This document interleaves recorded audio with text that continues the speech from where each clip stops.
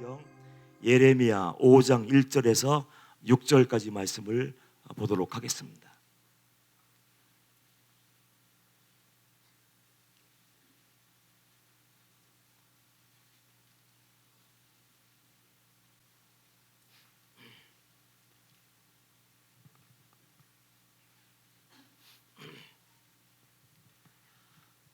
구약성경 예레미야 5장 1절 6절까지 제가 한 절 읽고 여러분들이 한 절 읽고 교독을 하도록 하겠습니다. 1절 너희는 예루살렘 거리로 빨리 다니며 그 넓은 거리에서 찾아보고 알라. 너희가 만일 정의를 행하며 진리를 구하는 자를 한 사람이라도 찾으면 내가 이 성읍을 용서하리라.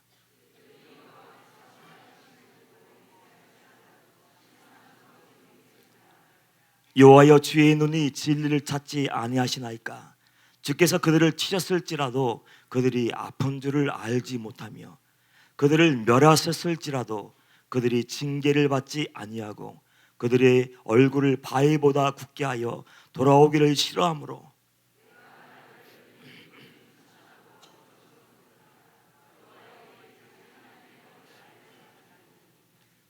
내가 지도자들에게 가서 그들에게 말하리라. 그들은 여호와의 길 자기 하나님의 법을 안다 하였더니 그들도 일제히 멍에를 꺾고 결박을 끊은지라.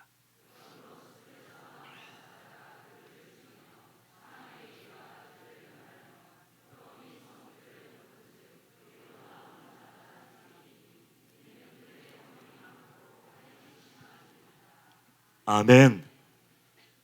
할렐루야. 이 시간도 주님이 함께 하시고 주님이 말씀하시는 은혜의 시간 되기를 주님의 이름으로 축복합니다. 저는 항상 구원에 대해서 심각하게 생각을 합니다. 아버님이 목사님이셨기 때문에 교회 밖을 한 번도 떠나본 적이 없어요. 모태신앙, 아주 모태신앙이죠. 자연스럽게 태어나면서부터 교회에 발을 내디는 처음 순간부터 지금까지 교회 밖을 한 번도 떠나본 적이 없습니다. 그래서 저는 그렇게 생각을 했어요. 그냥 예배 잘 드리고 11조 잘하고 그냥 선하게 살면은 그러면 하나님께서 축복도 해주시고 구원도 허락해 주시겠지.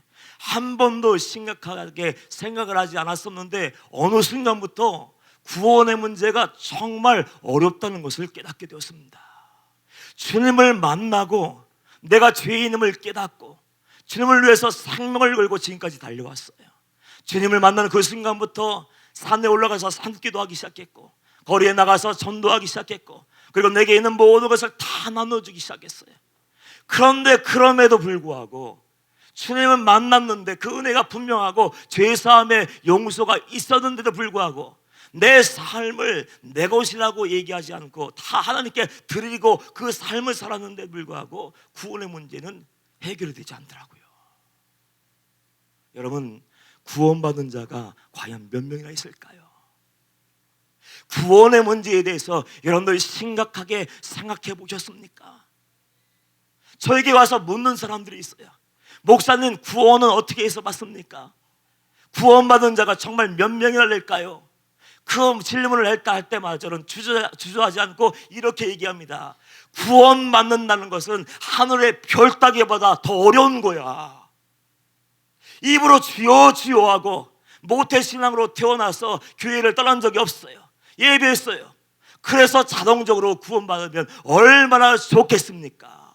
하나님을 만나고 한때 구원받은 사람이라 할지라도 구원에 합당한 삶을 살지 못하고 회개에 합당한 삶의 열매를 맺지 못하면 누구든지 버림받을 수 있어요. 며칠 전에 한 유명한 목사님의 영상 설교를 우연히 보게 되었습니다. 아주 유명한 분이더군요. 그 목사님이 말씀을 증거하는데 이런 말씀을 하셨어요. 한 번 구원은 영원한 구원이지 구원이 취소된다고 얘기하는 것은 이해할 수 없다고 하면서 한 번 구원은 영원한 구원이다 그렇게 얘기하는데 제가 깜짝 놀랐습니다. 여러분들 한 번 구원은 정말 영원한 구원입니까? 내가 10년 전에 예수를 만나고 회개 한번 한 것이 구원의 증표입니까? 내가 10년 전에 기도 열심히 하다가 성령의 은사를 조금 받는 것이 구원의 증표입니까? 저는 그 얘기를 듣고 나서 깜짝 놀랐어요. 구원의 의미를 모른 채, 물론 여러 가지 의미가 있겠죠. 제가 잘못 이해할 수 있습니다. 그런데 그 한 문장, 한 번 구원은 영원한 구원이다, 여러분 알시 마십시오. 그렇게 얘기하는 것은 저는 절대로 동의할 수가 없습니다. 구원이라는 것이 무엇입니까? 구원은 한마디로 얘기해서 주님이 내 안에 오시는 것이죠. 더 쉽게 표현하면 구원받는다는 것은요, 예수 그리스도를 나의 구주, 나의 하나님을 영접하는 그 순간 우리는 주님과 혼인하는 것을 얘기하는 겁니다. 혼인하는 게 뭡니까? 결혼식 할 때 신랑 신부를 세워놓고 주례를 열심히 하죠. 그러면서 옛날 어른들이 그 얘기 했어요. 검은 머리 팥뿌리 대도 한 사람만 사랑해, 병이 들고 어떤 늙어도 한 사람만 사랑해, 그렇게 하면서 잘 살라고 축복해 주시오. 그 혼인서약을 냈으면은 그 부부 혼인서약에 합당한 삶을 살아야 될 의무가 있습니까? 없습니까? 그 한 남편은요, 한 아내를 생명처럼 사랑해야 돼요. 이 세상에 단 하나뿐인 여인처럼 사랑하고, 그 여인도 아내도 마찬가지로 이 남자가 세상에 하나밖에 없는 남자인 것처럼 생각하고 사랑하고 섬기며 서로 존중해지며 그렇게 사는 것이죠. 구원도 마찬가지예요. 여러분은 예수님을 만났습니까? 예수 그리스도의 십자가의 보혈로 정말로 씻김 받았습니까? 돌아서서 예수 그리스도 방향으로 달려가고 있고 구원의 문을 향해서 나가고 있다면 여러분이 생각해야 될 것이 있어요. 예수님이 나의 주인이 되시고 나의 신부가 된 그 순간부터 우리는 그분의 말씀하시는 그 말씀대로 살아내야 할 거룩한 의무가 주어지는 겁니다.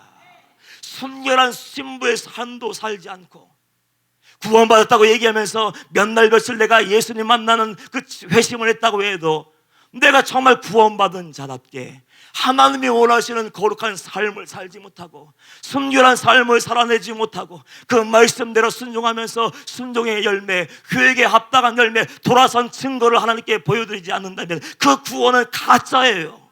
많은 사람들이 그냥 나 예수 믿으니까, 예수님을 주여 하고 고백하니까 구원받았다고 얘기하는데 그것은 착각에 불과합니다. 이 시대는요, 죄악이 관영한 세대예요. 주의 이름을 부르지만요, 나에게 돈이 들어오고 나를 즐겁게 하고 나를 편안하게 하고 좀 더 안락하게 하는 일이 생기면 어떻습니까? 언제 주님을 믿었는지 주님도 던져버려요.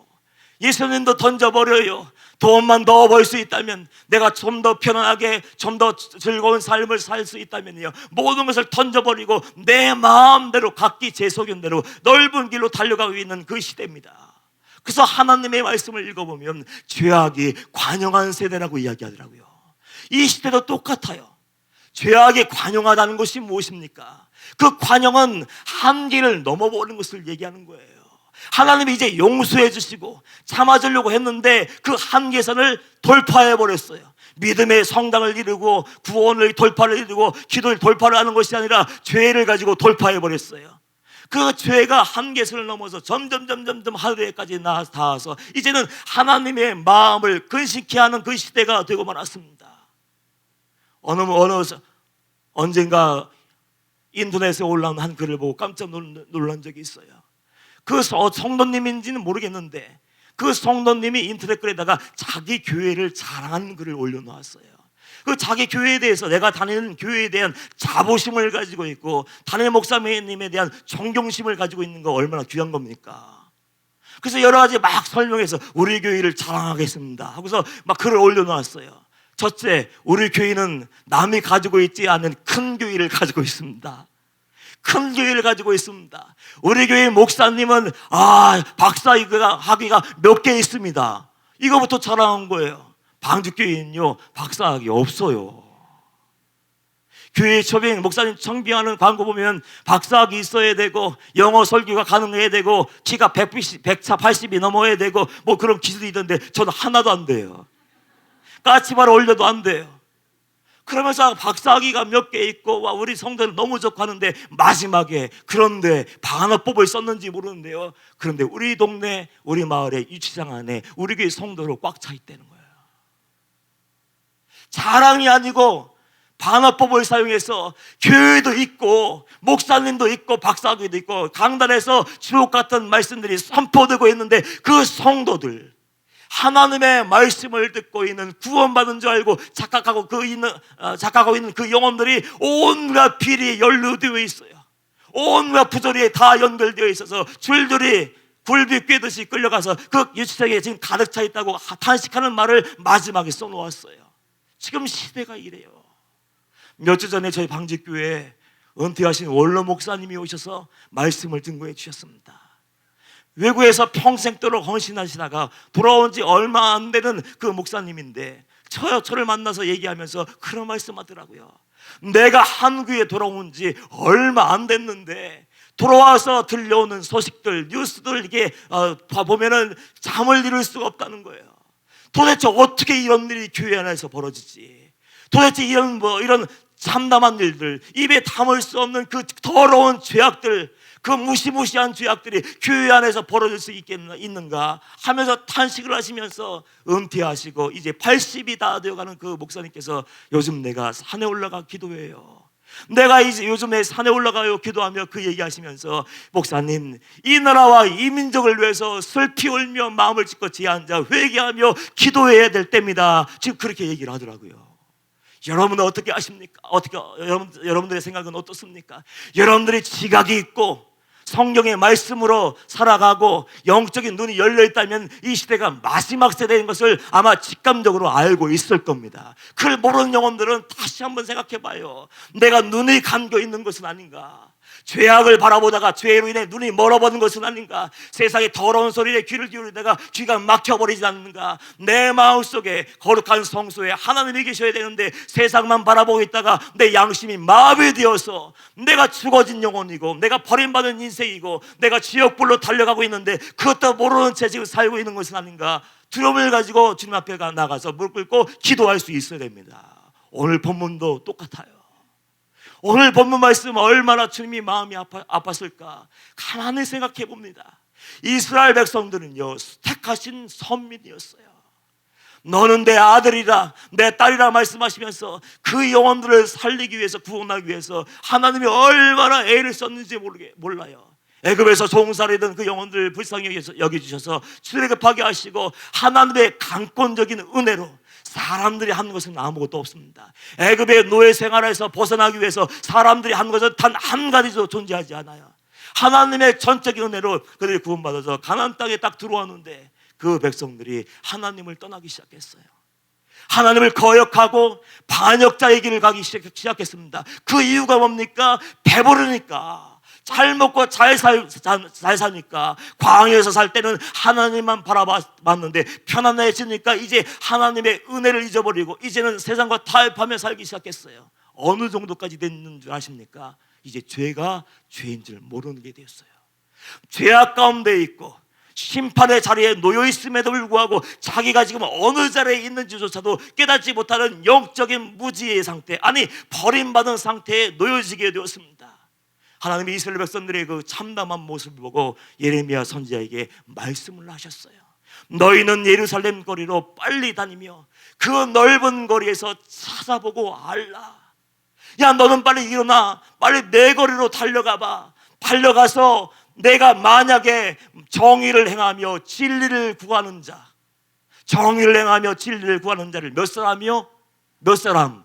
단 한 사람만 찾아내면 내가 이 예루살렘 성, 죄악이 관영하고 죄악의 한계선을 돌파하고 죄가 하늘에다 하나님을 걱정시키는 그 사람들을 내가 용서해 주겠다. 그렇게 말씀을 해 주셨어요. 어떻게 되었습니까? 예레미야 선지자는 희망을 가졌을 거예요. 적어도 이 땅에 하나님 나라, 제사장 나라, 하나님의 언약의 말씀을 맡은 나라니까 적어도 한 명은 있겠지. 정의를 행하며 공의를 구하는 자, 정의를 행하며 진리를 구하는 자가 한 명은 있겠지. 기대를 가지고 내 거리로 달려갔을 거예요. 지나가는 사람을 하나씩 붙잡고 당신이 그 사람입니까? 당신이 하나님의 사람입니까? 당신은 하나님 나라를 꿈꿉니까? 당신은 회개한 적이 있습니까? 돌아선 적이 있습니까? 예수님을 만나서 죄악을 던져버린 경험이 있습니까? 한 영혼을 다 붙잡고 안타까운 마음을 가지고 눈물을 흘리면서 물어봤을 거예요. 그러나 한 사람도 찾을 수가 없었어요.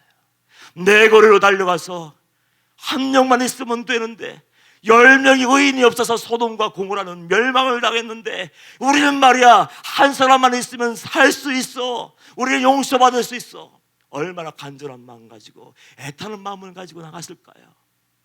없는 거예요. 아, 내가 잘못 왔나 보다. 이 백성들은 하나님을 안 믿는 백성이었어. 그래서 이제는 지도자들에게 가서 이제 묻기 시작했습니다. 제사장들에게 갔을 것이고, 서기관들에게 갔을 것이고, 율법사들에게 갔을 것이고, 하여튼 그 사람들에게 하나님을 알 법한 사람들, 매일매일 예배드리며 제사드리며 말씀을 연구하는 그 사람들에게 가서 물으면 적어도 한 명은 나을 줄 알았어요. 그러나 똑같았어요. 제사장을 붙잡고 물어봐도 나는 아니라고, 서기관을 붙잡고 얘기해도 아니요, 율법사를 붙잡고 있어도 아니요, 다 아니었습니다. 한 명도 없었습니다.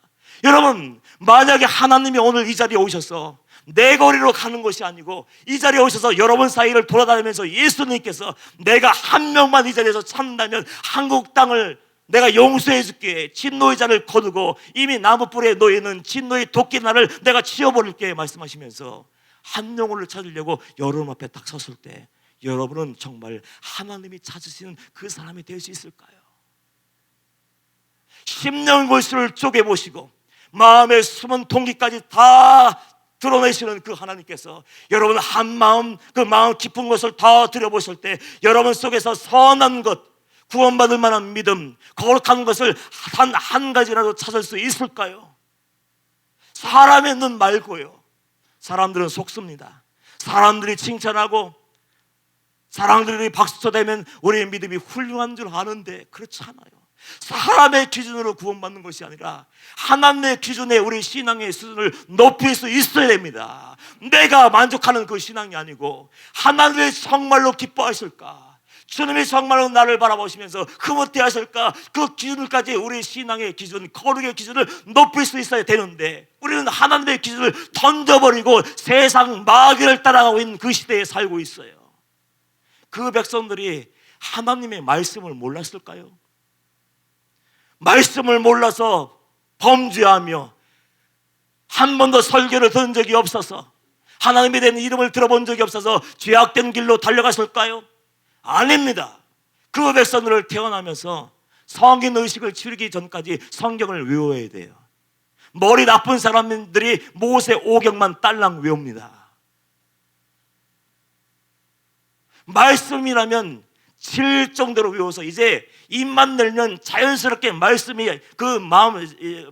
입에서 쏟아져 나와요. 특별히 그 사람들은 성경 말씀을 외우기 전에 레위기를 제일 먼저 외운대요.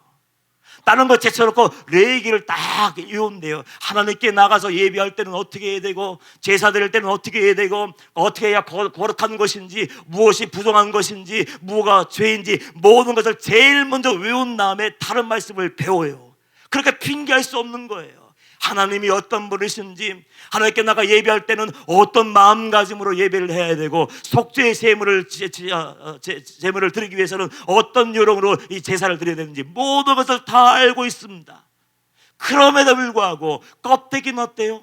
껍데기는 거룩하고, 껍데기는 살아있는 것 같고, 사람이라는 이름의 명찰, 성도의 명찰을 가지고 있지만 자기들이 어떤 처지에 놓였는지 전혀 모르고 있었어요. 하나님이 이미 그들을 버렸는지도 몰랐어요.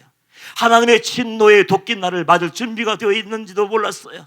이미 하나님이 말씀하시면 하늘에서 불벼락이 내려서 그 모든 나라와 백성들을 다 불살라버릴 텐데, 그 일보 직전임에도 불구하고 자기들이 어떤 영적인 상태에 어떤 죄에 걸려 있는지 도무지 생각하지 못했습니다. 그저 안심하고 있었어요. 나는 제사장이니까, 나는 예배 드리고 있으니까, 나는 기도도 하고 금식도 하고 바리새인이 기도했던 것처럼요, 나는 저 죄인과 같지 않습니다. 하나님, 저는 날마다요 말씀 듣고 예배도 더군 구제도 하고 금식도 하고 11조도 드리지 않습니까? 하고 하나님 앞에서 자랑하며 기도하고 그 행위를 하나님께 올려드렸지만요, 하나님은 그걸 다 기억하지 않으셨어요. 여러분, 우리는 어떤가 한번 생각해 봐야 돼요.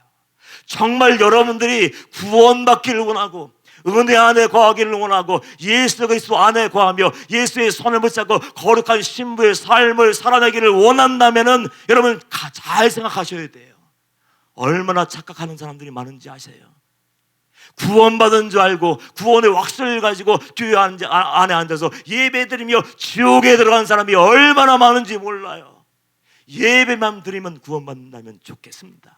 저는 1등일 거예요. 왜냐하면 한 번도 나가본 적이 없으니까. 대학 다니면서 한 번도 MT니 수영하니 한 번도 가본 적이 없어요. 왜요? 모태신앙이고 아버님이 목사님이나 MT 가는데 왜 하필이면 토요일날 주일 껴서 가는지 한 번도 가본 적이 없어요. 예배 드리는 걸로 구원받는다면 저는 저요 손을 들고요, 하나님, 저는 예배당 한 번도 빠진 적이 없고요, 예배 빠진 적도 없고 교회 떠나본 적이 없어요, 저희 구원 1등입니다 이렇게 얘기할 거예요. 그러나 예배 드리는 것 가지고는 부족해요.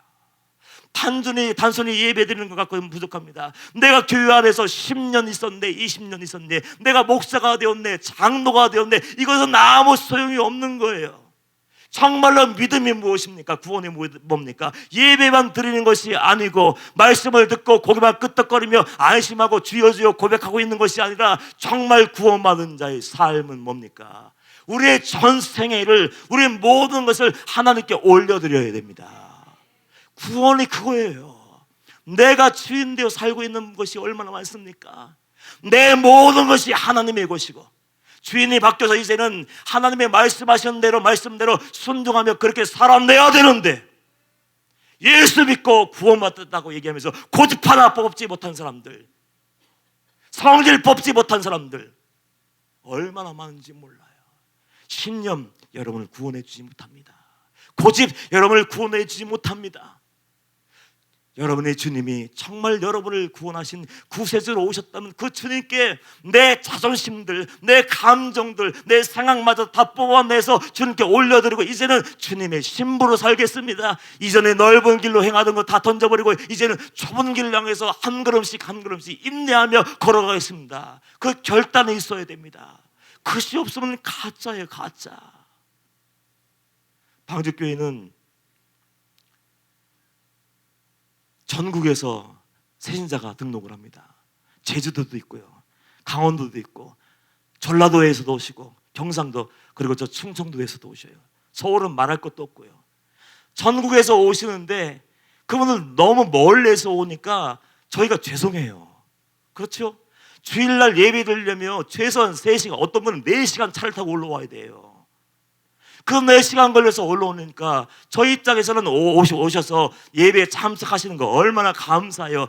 감사하고 정말 감개무량하지만 죄송한 마음이 들어서 이렇게 얘기합니다. 성도님, 너무 머니까 가까운 교회에 가셔서, 아니면 가까운 개척교회에 가셔서 섬기시면 됩니다. 그러면서 거절할 때가 있어요. 너무 생각해보세요. 이른 새벽부터 준비하고 하루 종일 왔다가 예배 드리고 또 하루 종일 가야 되는데 얼마나 고단하겠어요. 그 고단한 거 생각하면서 이제 가까운 곳에 가셔서 등록하시고 신앙생활을 하십시오. 그리고 거절하면 그분들이 눈을 부릅떠요.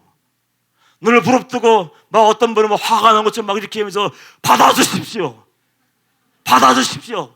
그러면서 저는요, 소원이 이천 방주교회 등록교인이 되는 겁니다. 그렇게 얘기해요. 왠지 아십니까? 그 다음에 이어지는 말이 이런 말이에요. 방주교회 오면 살 것 같아요. 왜 살 것 같습니까? 방주교회는 십자가의 복음이 증거되잖아요. 예수 그리스도의 피 보는 말씀이 증거되잖아요. 좁은 문 좁은 길 회개의 복음이 증거되지 않습니까? 그러면서 제발 좀 받아달라고, 등록해달라고 얘기하는 분이 있어요.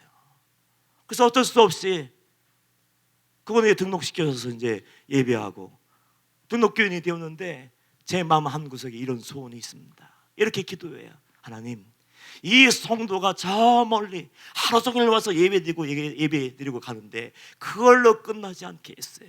단지 방주교회 와서 예배드리는 것 가지고 안심하지 않게 하시고 하나님이 원하시는 그 거룩한 삶의 자리까지 나가게 하여 주시옵소서. 많은 사람들이 착각하고 있더라고요.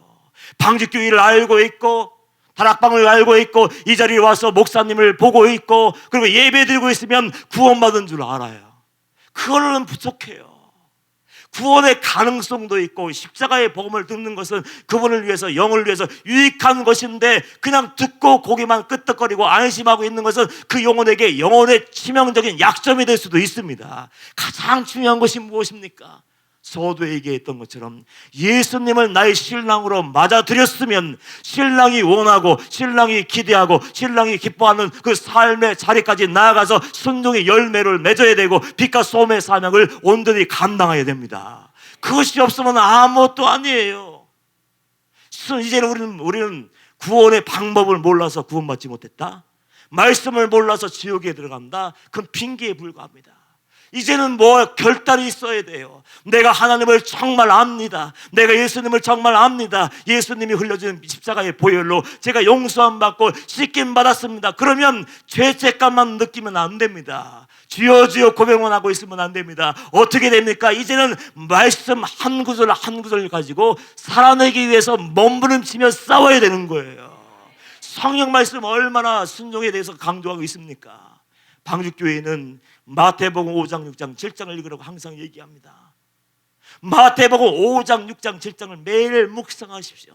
묵상이 뭡니까? 묵상의 목적이 뭡니까? 묵상은 하나님의 말씀대로 내가 순종하겠습니다, 이것을 전제로 것이에요. 그냥 하늘처럼 따지 하면서 그걸 외우고 있는 것이 아니라 한 절을 묵상했다 할지라도 그 한 구절 말씀 묵상을 가지고 하루 종일 되새김질하면서 오늘 하나님 이 말씀 가지고 순종하기를 원합니다. 안 되고 넘어지는 부분이 있는데 포기하고 넘어가는 것이 아니라 이 말씀 붙들고 순종할 때까지, 돌파할 때까지 저는 포기하지 않겠습니다. 그런 임대를 가지고 싸워야 돼요. 마태복음 5장, 6장, 7장 읽어보면 어려운 말이 얼마나 나와요. 얼마나 많이 나오는지 몰라요. 여러분들 마태복음 5장, 6장, 7장 읽어보셨습니까? 아유, 저는요 어려워 죽겠어요. 목사인데도 불구하고 왜 이리 어려운지. 왼뺨을 치면 오른뺨을 돌려대래. 자존심이 허락을 할까 걱정이, 누가 때리면. 정말 말씀처럼 더 때려주세요, 예? 더 사랑해주세요 하고 뺨을 돌려댈까 의문이에요. 속옷을 달라 할 때 겉옷을 내가 벗어줄 수 있을까? 오리를 가자 할 때 심리를 동행하고 할 수 있을까? 어떻게 그런 걸 어떻게 막 이를 갈면서 바득바득 하면서 어떻게 해낼 수 있을 것 같은데 나중에 나오는 말씀, 정말 어려운 말씀도 있더군요. 원수를 사랑하라. 너를 핍박하는 자를 위해서 기도하라. 쳐다보기도 싫은데요. 아멘 하신 분은 최고예요. 여러분, 쳐다보기도 싫은데 무슨 사랑해요? 그 사람만 생각하면 막 벌벌벌 떨리고 막 가슴이 떨리고 심장이 두근두근거리고 이거 그때 그 상처 하면서 괴로워 죽겠는데 어떻게 기도가 돼요? 그런데도 불구하고 주님께서는 내가 신부가 되기를 원한다면 그 말씀이 들려졌을 때 주저하지 말고, 내가 고통스럽고 힘든 것은 사실이지만 그럼에도 불구하고 신랑 되신 주님과 천국을 위해서 순종해야 된다고 얘기하는 거예요. 저는 목사기 때문에 상담을 받아요. 때로는요 상담 싫어요 저는. 그래서 때로는 전화가 오고 상담하자 가면 20번일 때가 있습니다. 왠지 아십니까? 들어서는 안 되는 얘기를 저에게 와서 해요.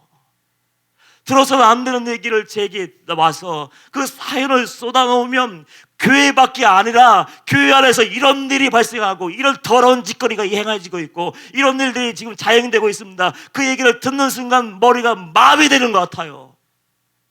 평생도록 교회 안에서 말씀을 선포했는데 예수님을 만난 그 39살에 늦게, 35살, 35세에 늦게 주님을 정말로 만나고 돌아선 다음부터 내가 십자가의 복음을 증거하며 우리 이렇게 살아야 됩니다 이렇게 고백을 해왔는데, 그 강단에서 선포된 말씀과는 관계없이 자기 성질대로, 자기 기분대로, 자기 성격대로 그냥 제 마음대로 살아가는 그 모습을 적나라하게 알게 될 때요, 목사들은요 상처를 받게 돼요. 마비가 되는 것 같아요. 어떤 분이 장문의 편지를 몇 장짜리를 보냈어요. 목사님, 제 남편이요 제가 아닌 다른 여인을 보고 있어요. 어디서요? 교회 안에서요. 중직이에요.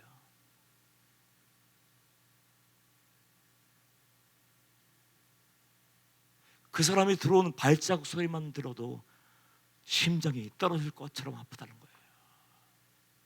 목소리가 한 번 나오면 솟아치게 놀라고, 그 한 영혼 때문에, 그 한 사람 때문에 내 영혼은 지금 죽어가고 있는데 자기는 아무렇지도 않대. 나는 말이야 하나님의 은혜로 살아. 나는 말이야 하나님이 축복해 주셨어. 그렇게 살고 있는 거예요. 아내는 모든 것을 이미 다 파악하고 있고 다 알고 있는데, 영혼이 죽어가는데 목사님 저 이혼해야 됩니까? 갈라서야 됩니까? 제 영혼이 숨을 쉴 수가 없습니다. 어떻게 됩니까? 얘기할 때 저는 할 말을 잃어요. 교회 밖의 일이 아니라 교회 안에서 그런 일이 일어날 때마다 무슨 말을 해야 되니 마비가 되었는지요, 멍하니 할 말이 생각이 안 나는 거예요. 그 여인의 그 이야기를 들을 때 그가 얼마나 힘들었을까. 남편은 매일매일 발자국 소리로 말 한마디 하면서 그 부인의 심장을 날마다 종이 찢는 것처럼 난도질 하는 건데 그 고통이 얼마나 아플까. 정말 승질 같아서는 버려라, 그 남편을 버리시고 나오십시오, 쓰레기통에 던져버리던지 화장실에 구겨놓고 물을 내려버리던지 그렇게 하라고 얘기하고 싶은데, 그 고통을 다 알지만 그럼에도 불구하고 이렇게 얘기할 수밖에 없어요. 성도님, 우리는 주님의 제자잖아요. 주님의 자녀잖아요. 성도님이 마음 아프고 괴롭고 발자국 소리에 놀라고 한마디에 귀를 막고 심장이 두근거리며 밤잠 이루지 못하고 영혼이 쇠약해질 대로 쇠약해져서 더 이상 상처받을 수 없을 정도로 그렇게 고통을 받고 있지만, 그럼에도 불구하고 주님을 바라보십시오. 주님이 당하신 고통을 생각해 보십시오. 그 영혼을 위해서 기도해 보십시오. 그렇게 고민할 수밖에 없어요. 주님은 우리를 위해서 모든 수치를 다 당하셨어요. 멸시선대를 다 맛보셨어요. 주님, 우리가 고통스럽고 상처받고 어려운 일이 많지만 그것이 현실이고 감당할 수 없는 것, 지울 수 없는 것이라는 거 알고 있지만 그럼에도 불구하고 주님과 비교하면 아무것도 아니에요. 주님은 그 죄인들을 위해서 죽으셨잖아요. 어렵고 힘들지만 그 남편을 위해서 영혼을 불쌍히 여기면서 그 영혼을 위해서 기도하시라고 그렇게 얘기를 해드렸어요. 쉬운 일은 절대로 아닐 거예요. 그러나 그럼에도 불구하고 저와 여러분이 하나님의 자녀이고 구원받은 천국 백성이라면 순종해야 될 줄 믿습니다. 목사님이 그런 말씀하셨어요. 우리 목사님, 원장 목사님도 주님을 만나고 지금까지 달려왔는데 항상 그런 말씀하셔요. 이 마음을, 내 마음속에 담겨있는 사연들 다 얘기하면 정말 어떻게 될까? 아마 사람들은 까무러칠 거야. 놀라 자빠질 거야. 여기는 사람들에게 말할 수 없고 사람들에게 공개할 수 없는 아픈 것들, 여러 가지 사연들이 여기에 깊이 담겨 있는데 그 사연들이 목사님의 마음을 아프게 해요. 용서할 수 없는 사람 용서하고, 사랑할 수 없는 사람 사랑하고, 어떤 억울한 일을 당해도 변명하지 않고 입을 다물고 맨 밑바닥으로 내려가서 섬긴다는 것은 쉬운 것이 아니에요. 얼마나 어려운지 몰라요. 언젠가 한번 큰 사건이 터진 적이 있습니다. 제가 그 사건을 보면서 목사님 곁에서 20년 동안 이게 동행하면서 지금까지 지내왔는데 이것만은 용서가 안 될 것이라고 내가 진짜 호언장담했어요. 이것만은 용서가 안 돼. 제가 목사님 곁에 있으면서 모든 것은 다 용서가 되었는데 이것만은, 이 사람만은 용서가 안 될 거야. 제가 딱 정해 놓은 것이 결론을 내린 사람이 하나 있었습니다. 도저히 이건 용서가 안 돼요. 목사님의 평생의 사역을 한순간에 막 와르르 무너뜨렸습니다. 얼마나 힘들게 했는지, 평생 아파도 갚을 수 없는 그 빚더미를 목사님 어깨 위에 짊어지고 자기는 아무 일도 없는 것처럼 살아요. 그래서 그 모습을 보면서 이거 끝났다, 이제 저 사람은 도저히 용서받지 못할 거야. 왜냐하면 목사님이 그렇게 괴로워하시는 거 처음 봤어요. 잠을 이루지 못하시면서 정말 나는 이제 목회의 소망도 끊어진 것 같아. 12시 5분 전에 밤 12시 5분 전에 저에게 전화와서, 이 목사, 네? 그 목소리 듣자마자 저 깜짝 놀랐어요. 목사님이 그렇게 말씀하시는 게 처음이었기 때문에, 이 목사, 네. 내가 놀랐어요. 네. 나 도저히 내일 다락방 집회 못 써. 도저히 쓸 수가 없어. 그러니까 이 목사, 내일부터 다락방을 지켜줘. 그래서 끊으셨어요. 얼마나 마음이 제가 아픈지. 그 영혼은 도저히 용서받을 수 없을 거라고 얘기했는데 목사님은 그 사람 불러다고 안수기도 했었더군요. 내가 다 용서할게. 그 보냈어요. 또 그러고 또 일을 저질렀습니다. 또 불렀어요. 또 용서해주고 안수기도 해주고, 아니 거기다가 돈이 필요하다 하면 생활비를 갖다 주는데 제 속이 부글부글 하는 거예요. 목사님이 그렇게 힘들어하면서 고통스러워하면서 어떻게 안수기도 해주고 용서해주고 뭐 필요하다면 가서 돈을 갖다 주라고 얘기하나? 절대로 그런 말은 하지 마세요. 하고 싶은데 그 말을 못하고 목사님은 정말 항상 말씀하시는 것처럼 사랑할 수 없는 사람 사랑하고 용서할 수 없는 사람 용서하고 그러면서 섬겨주더라고요. 목사님도 왜 상처가 안 되겠습니까? 왜 상처가 안 되겠어요? 그러나 그럼에도 불구하고 우리는 결론이 말씀이어야 돼요. 주님이라면 어떻게 하셨을까?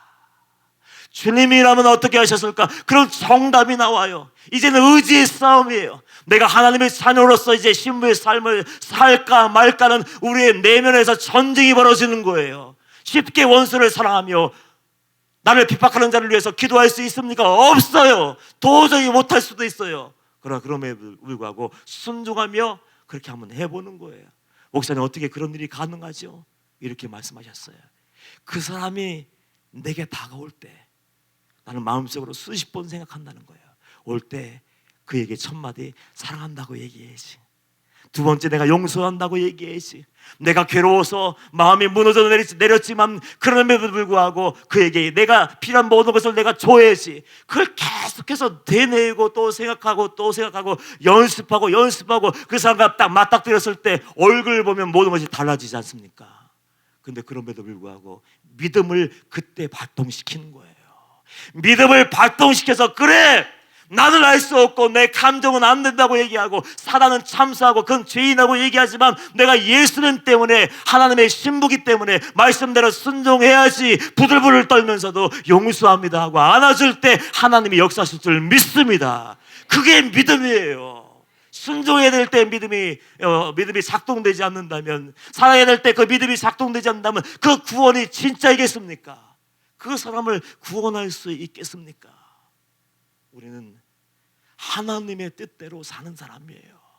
내 마음대로 사는 것이 아니고 하나님의 뜻을 이루기 위해서 존재하는 사람이고, 여러분이 하나님의 자녀이고 구원받은 백성이라면 내 모든 것을 다 던져버리고 나는 죽어야 됩니다. 내 안에 내 자아가 살아있는 한 구원받지 못합니다. 여러분이 평생 이 자리에 와서 다락방 내가 어디 있는지 알고 있고 방익교회도 알고 있고 박보 목사님 얼굴도 내가 정확하게 알고 있습니다 해도 하나님의 말씀대로 살아내지 못하면, 하나님의 뜻을 이루어드리지 못하면 우리는 버림받은 인생이 되는 거예요. 그 마태복음 결론을 내리면서, 산상수훈 결론을 내리면서 어떻게 얘기하십니까? 주님이 나더러 주여 주여 하는 자마다 다 하늘나라에 들어가는 것이 아니요 다만 하늘에 계신 내 아버지의 뜻대로 행하는 자라야 들어가리라. 불법을 행하는 자라 내게서 떠나라. 내가 주의 이름으로 능력을 행하고 귀신을 내 어쩌는 날지라도 선지자 노릇했어도 나는 너를 알지 못하고 책망받고 버림받는 영혼들이 얼마나 많이 있는지 몰라요. 제가 한 선교사의 이야기를 들은 적이 있습니다. 그 선교사님은 젊어서 선교사로 헌신하고 남미에 가서, 어느 나라에 가서 평생 젊음을 다 드렸어요. 젊음을 다 드리고 정말 연구를 위해서 나름대로 열심히 뛰었습니다. 그 하나님의 일을 감당하느라고 결혼도 하지 않았어요. 결혼할 시간도 없었는지 만날 시간도 없었는지 결혼도 안 하고 독신으로 살던 어느 날, 열심히 충성하는 어느 날 갑자기 심장마비가 왔습니다. 심장이 딱 멈추는 순간 본능적으로 자기가 알아요. 죽음이 임박했을 때 아는 것 같아요. 저도 그랬으니까요. 그 선교사님도 심장이 멎는 순간, 아, 지금 내가 하늘나라에 가겠구나, 내가 아버지 앞으로 가겠구나, 그 생각이 들었습니다. 그 생각이 드는 순간, 아, 나는 그래도 내가 주님을 위해서 충성했으니까, 내 젊음, 내 인생을 다 바쳤으니까 주님께서 나를 기억하실 거야, 나는 하늘나라에 들어갈 거야, 기대를 가지고 그렇게 가지고 있었습니다. 정말로 심판대 앞에 가게 되었어요. 당연히 천국으로 자기는 인도할 줄 알았는데 주님께서 막으시면서 이렇게 얘기하더래요. 너는 천국에 들어올 수 없어. 아니 왜요 주님? 저는 주님도 믿고 평생 헌신하고 선지자로 지금 충성하고 지금까지 독신으로 살면서 영혼구원을 위해서 최선을 다했는데 지금 아니 천국에 들어갈 수 없다니 그게 웬 말입니까? 저는 천국에 들어갈 자격이 있습니다. 그렇게 얘기할 때 주님이 그렇게 말씀하시더래요. 그 선교사님에게 딱 한마디, 너는 내 힘으로 살지 않았다. 예수 믿는다고 하면서 주님의 뜻을 이루고 주님의 영광을 위해서 충성한다고 했지만 자기의 만족이었어요. 나를 위해서 선교가 좋아서 돌아다니기 좋아서 여기 이 나라 저 나라 돌아다니기 위해서 돌아다니는 사람들, 내가 좋아서 꽃꽂이 하는 사람들, 내가 좋아서 봉사하는 사람들, 내가 좋아서 찬양하는 사람들, 내가 좋아서 기도하는 사람들, 나를 위해서 하는 사람들, 그 사람은 독이라는 얘기를 들을 수밖에 없어요. 너는 나의 신부로 살지 않았어. 너는 너의 만족과 너의 유익을 위해서 산 것뿐이야. 그 얘기를 들을 때 얼마나 두렵겠어요. 더 이상 할 말이 없었대요. 이제 정말 주님의 처분 외에는 이제 기다릴 게 없겠구나 그러고 있었는데 주님께서 두 번째 기회를 주셔서 극적으로 다시 깨어나게 되었고 이제는 정말 내가 원하는 것이 아닌 선교가 아니고 뭐 어떤 일이 아니고 사역이 아니고 주님이 명령하신 그 자리에서 주님이 원하시는 그 일을 내가 감당해야지 그 결단을 하고 아무도 없는 곳에 정말 죽어져 가는 영혼들을 살리기 위해서 지금 생명을 남아있는 생명을 내어드리고 있다고 이렇게 얘기하더라고요. 여러분, 신부의 삶은 내가 없는 삶이에요. 내가 없는 삶이에요. 정말 주님 뜻대로 주님만 바라보고 달려가지 않으면, 세상을 단절하지 않으면, 죄를 끊어버리지 않으면, 세상을 등져버리고 주님 바라보지 않으면 좁은 길 걸어갈 수 없습니다. 저는 안타까운 사람들이 있어요.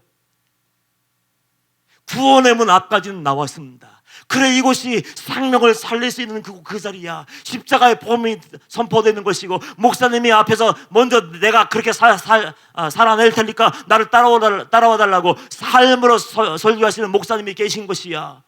그 목사님 아래서 영향을 받고 그 말씀 듣고 주옥 같은 은혜의 말씀을 들었다면 구원의 문을 내가 발견했으면 어떻게 됩니까? 구원의 문을 발견했으면 머뭇거리지 말고 열고 들어가야 되죠. 어떤 대가를 치른다 할지라도, 세상 사람들이 나에 대해서 돌을 던진다고 얘기해도, 너는 광신자에 얘기한다 할지라도 그것이 구원이고 그것이 생명이고 그것이 진리라면 문을 열고 들어가야 되는데 문 밖에서 서성거리고 있는 사람들이 너무 많아요.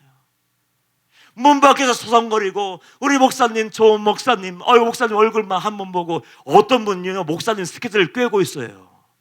저보다 더 잘 알아요.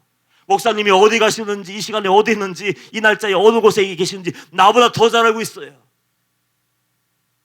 여러분들, 정말 생명의 말씀을 들었다면 이젠 돌아서야 돼요. 내 모든 것은, 누더기 같은 세상의 모든 죄악의 짐들은 던져버리고 이제는 결단하고 돌아서서 아버지께로 돌아가야겠다. 주님이 기뻐하시는 그 삶을 살아내야겠다. 결단하고 문을 열고 들어가시기를 축복합니다. 들어가지 않으면 소용이 없는 거예요. 이 얘기하고 말씀을 마칠게요. 목사님이 말씀 증거할 때마다 여러분 어떤 마음이 드세요? 이 자리에 오셔서 말씀을 들을 때마다 어떤 생각이 드세요? 이 자리에 올라와서 말씀을 전할 때 저희들은요 생명을 겁니다. 목소리가 안 나올 때도 있고요, 서 있기 힘들어요. 그래서 올라올 때 오늘은 좀 조용하게 얘기하고 그냥 안수기도도 못 해주고 그냥 도망가겠다, 그런 마음 가지고 올라올 때가 많아요. 너무 힘드니까. 근데 올라오면 싹 마음이 바뀌어요. 정말 최선을 다해야 되고, 정말 이 안에 들어와 있는 모든 영혼을 건질 수 있을 때까지 내가 생명을 주님께 드려야겠다. 그 목사님이 말씀을 증거할 때마다 저는 하나님의 마음이 느껴져요. 다른 거 전하려고 하지 않습니다. 저희들은 목사님을 포함해서 다른 것 전하려고 하지 않아요. 하나님의 마음을 여러분이 깨닫기를 원합니다. 아버지가 나를 보실 때 나는 어떤 사람인가? 죽은 자인가 사는 자인가, 넓은 길로 걸어가고 있는 자인가, 좁은 길 향해서 나아가고 있는 자인가, 내 생각대로 사는 사람인가, 아니면 하나님의 말씀대로 순종하며 사는 사람인가. 하나님의 마음을 증거해주고 그 영혼을 깜짝 놀라게 깨워서 주님께 인도하고 싶은 마음이 있는데 그걸 몰라주는 사람이 있을 때 얼마나 마음이 아픈지 몰라요. 그것이 저는 주님의 마음이라고 생각이 됩니다. 마지막 날 그때가 가까워져요. 여러분들 정신 차리시기를 축복합니다. 깨어나시기를 축복합니다. 구원받은 자는 힘이 썩을 거예요. 왜요? 주여 주여 하지만 주님의 말씀대로 그렇게 살아가는 사람은 많지 않습니다. 그것이 우리를 절망케 하는 거예요. 저의 소원이 뭔지 아세요? 큰 교회를 이루고 전 세계를 다니면서 하나님의 말씀을 증거하는 것, 그것이 아닙니다.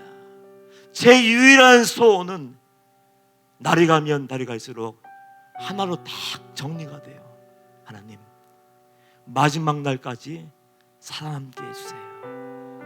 마지막 날까지 살아남게 해주세요. 사람들은 속고 있습니다. 세상에서 부귀영화를 얻기 위해서 하나님을 놓쳐버린 사람이 얼마나 많아요.